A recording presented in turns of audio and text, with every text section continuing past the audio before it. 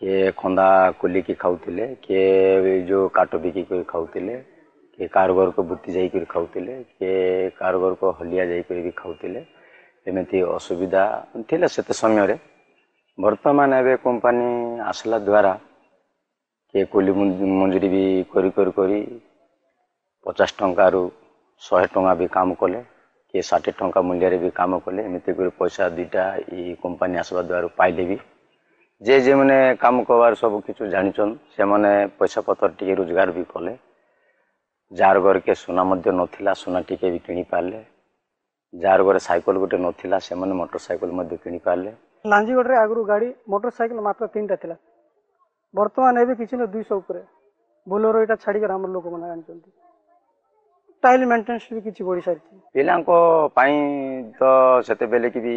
पाठ छाट भी नथिला एबे छालिकिया सेंटर बोली करी खुलला ए वेदांत कंपनी गाँ के टिके पाठ छाट पढ़ौछि पिला माने भी किछि शिक्षा रे उन्नति करूछन